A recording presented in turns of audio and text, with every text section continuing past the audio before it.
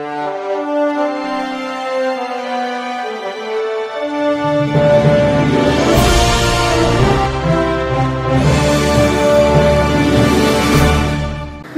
मी Shweta Pawar, city TV राज्य बातमीपत्रात आपलं स्वागत आहे।